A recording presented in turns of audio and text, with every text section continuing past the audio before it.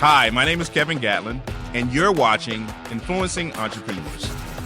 After years of teaching entrepreneurship and consulting business owners, I realized that true knowledge comes from the wins and losses of those entrepreneurs. These are the stories of those business leaders. I'm Casimir Ward, and this is Influencing Entrepreneurs.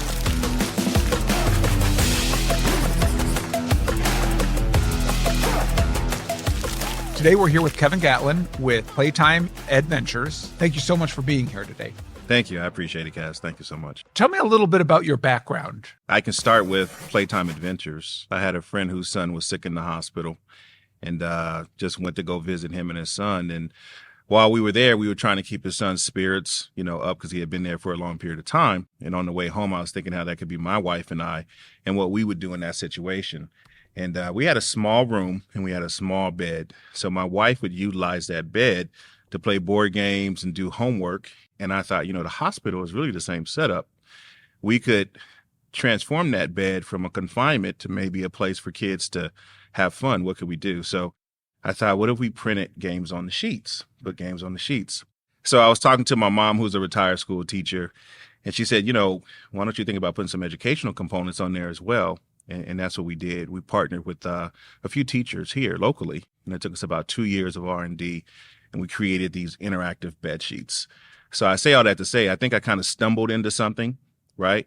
But it was probably the best stumble fall I could have made. So were you already a seasoned pro in the education area, in the linens and sheets? Neither. What were you doing? So my background, before that, I worked at Wells Fargo, and I was a manager. And then I jumped into entrepreneurship and I created, it was called Charlotte Hotel TV. So it was the in-room channel. When visitors come to Charlotte and they turn on this channel, it would tell them about all the interesting places to go for eats, nightlife, and sports or whatever, right? So I've always kind of had a mindset for doing something on the side. And I wouldn't even call it entrepreneurship. I just call it keeping busy. I just saw opportunities and I would just, try to take advantage of them. Your leap from Wells Fargo, even to just the Charlotte TV for hospitality, you didn't have a background in media or what makes you take that step?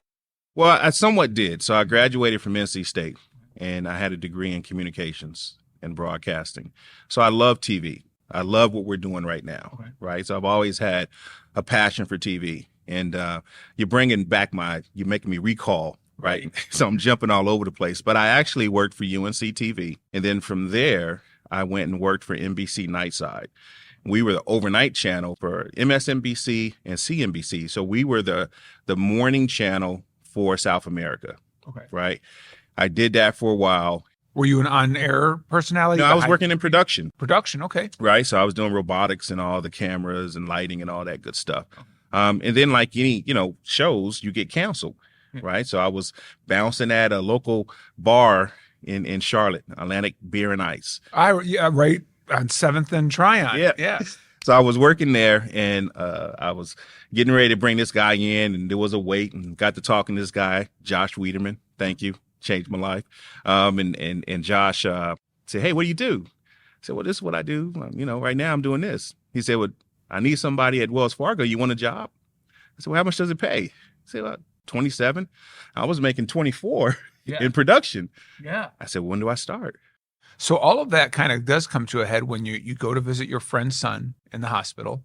You come back thinking about sheets, putting games on there, make it an educational component to it. What's your next step after you have this idea? Manufacturing. Right. And are you going to when you say manufacturing, are you looking to make the first one or are you looking to make the first 500? So you want to make a strike off, right? So you have to, so again, think about this. You have an ideal, but you don't realize that there's a lot of pieces in order to make that ideal reality, right? So I just had this ideal. I'm going to create these cool bed sheets and we're going to put these games on the bed sheets and kids are going to be able to play with them in the hospital. Oh yeah, I have to manufacture these sheets and where am I going to manufacture these sheets out of? And then I learned why we may send our linen overseas compared to over here because it's a price thing, right? Well, I have no relationships overseas. So now I have to learn the logistics game of importing and exporting, the terms and terminology that goes with all that. And there's a cost factor, right? I mean, today, just in the news today, I think the union has agreed with the terms for the port workers. Well, I have a container that is arriving as we speak. So everything that happens in the world now affects me as well. Right. So it was just a whole new world of things that I had to learn. But we realized I just wanted to put games on the sheets for the kids in the hospital. Yeah. You're not thinking of union workers down at the dock. Yeah. Think about idiot at. Yeah. So what does that learning curve look like? It's rough. Yeah. I mean, it's what will make you want to quit. I think that's where a lot of dreams don't become reality, because when you get into the legwork to make whatever your dream is a reality, that's where you need that education, or you need those resources of individuals that you can rely on to help you with that fast curve to not make mistakes, costly mistakes that will cost you a lot of money. The first run that I did, I used a company who were the middle men. They charged me, I think, about $50,000, right? Because my manufacturing cost per unit was $15. I was so excited to get the product here that I didn't think about what's margins, right? What's a manufacturing, what's a wholesale, what's a retail. So I paid basically a wholesale cost, right? And I brought in 3,000 units. And once I realized that I couldn't sell them to the retail store because I didn't have any margins, I had to sell those through on my own, right? But that was a learning curve. I learned real fast. So the next container I brought in, my sheets cost me around $6-7. And how did you get the cost down so low? Relationships. So I have a real good friend to this day, a guy named Perry, who owned a manufacturing company. And through my banker, he introduced me to Perry. And Perry and I got to talk, and he said, I really like what you're doing. Why don't we partner? So he already had relationships over in overseas, right? So I was able to partner with him and really that fast tracked our company.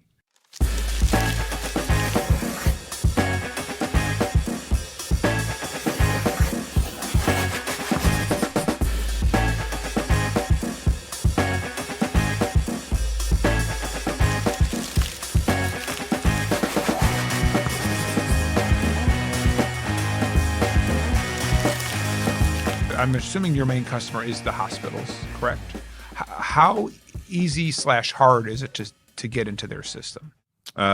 If you sell one hospital, you just sell one hospital. Every hospital is different. It's easy. And I'll be honest with you, it's easier than retail. How so? Well, you have one person in retail that's going to either approve or deny. And it's cyclical, right? So, if you're on Shark Tank, bring them on in. Yeah. If you're not on Shark Tank and you're a specialty product like mine, I don't know.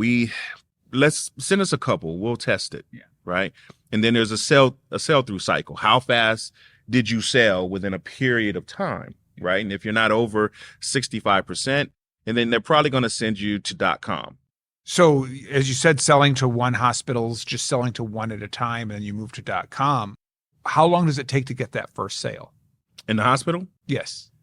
It can happen depending on who you're dealing with, right? So, but even your first sale. Oh, our first sale.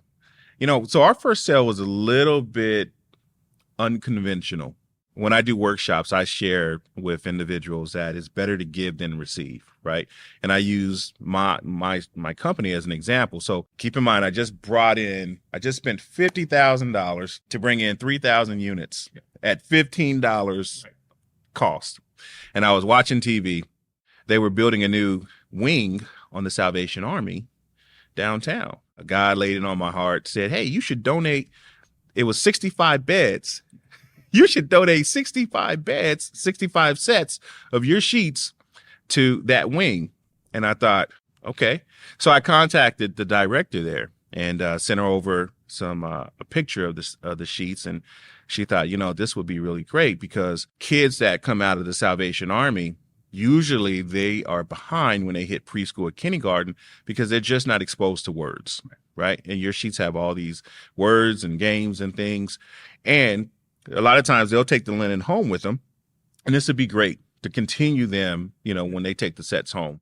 I got off the phone and I sat back and I was like, what did I just do? Yeah.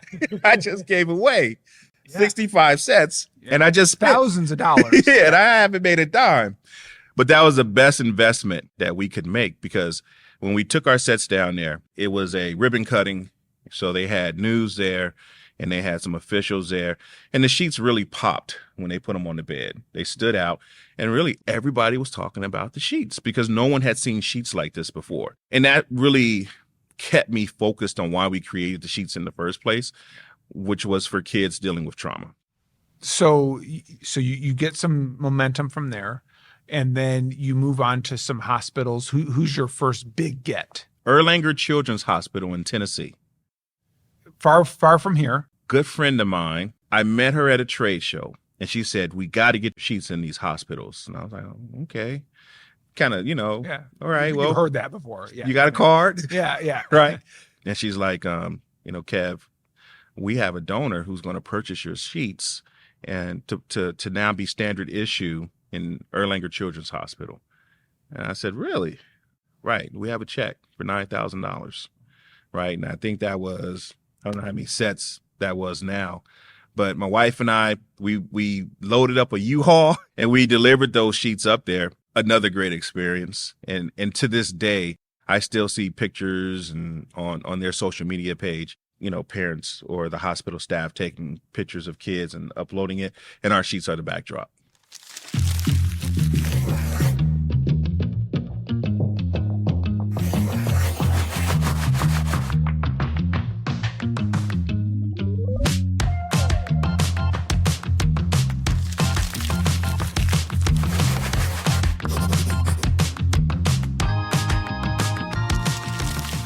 How long does it take for you to start getting momentum where the second hospital comes and the third hospital? That's always been interesting. We got a lot of momentum when we went viral. So let's talk about that. You went viral. How did you go viral? So actually I kind of planned this, and I think for entrepreneurs, it's good to understand when to use media, right? Based on the product that you have. So February, Black History Month, right? That media is looking for stories related to minorities, right? So I partner with a group of guys great group of guys up in Raleigh. They always are looking to give back to the community. And one guy, we got to know each other. He said, I'd like to use your service to give some sheets to Wake County, Duke Med, and UNC Children's Hospital. And I said, okay, cool. Contacted the media up there to let them know, because it was that time of the month. Right. We had 6 TV stations follow us, right? Well, when you have that many TV stations follow you, other TV stations and .coms are looking at that. So it got picked up by Atlanta Alive, 11 Alive. And once it got picked up by them, it went national. We probably sold into 7 hospitals, because these hospitals were contacting me saying, hey, we want these sheets in our hospital, right? And now we're talking about $20,000, $30,000 purchase orders, right, to fulfill these sheets into the hospital. And then internationally, we got calls. We ended up doing a lot of money by going viral. But my point is that if you go viral and hospitals see other hospitals have your product, and then it circumvents the vetting process. And they're like, hey, send us a sample. Let us look at the sample. But we like what we see from what we saw, right? So in essence, that's kind of how, that all came about. Our last couple questions, one thing I'm kind of curious about is, do you have the case study that you've heard of a child with your sheets and you were like, this is why we did this? We have so many images and pictures, a lot of feedback from pediatric nurses and doctors and parents and staff. He learned how to use sign language on the sheets. It created an opportunity for us to bond. It was a great way for us to pass the time. We will see pictures and hear from first responders, but we know that the product makes a difference to a child who may receive that product at the time if there is a situation and they come in contact with a first responder, and that's good enough for us. I would like to go back to your first job, but I'm going to go back to your being a bouncer. What's something you took with you and learned being a bouncer that you've been able to apply to your business with Playtime Adventures? Yeah, some great questions, buddy. Confidence. So I do jujitsu and Muay Thai. I've been doing that for years, and applied pressure. You have to roll with different partners. So there's a certain fear that you have, but you're going to address it because it's your job, right? You're a practitioner of this. As a bouncer, you communicate with people all the time. I think what I learned is that everybody communicates differently. And I think you have to communicate with people where they're at and not where you think you need them to be. So I think that's what I learned, even with business. I tell, the individuals I work with, people are just people, right? And their job may be to qualify you in regards to whether or not, they need our product, but be transparent, be honest, be open, because at the end of the day, they have responsibilities and things that are pulling at them, and we don't know what they're going through, right? We just want to be able to meet them where they're at, and then whatever's going to happen is going to happen from there.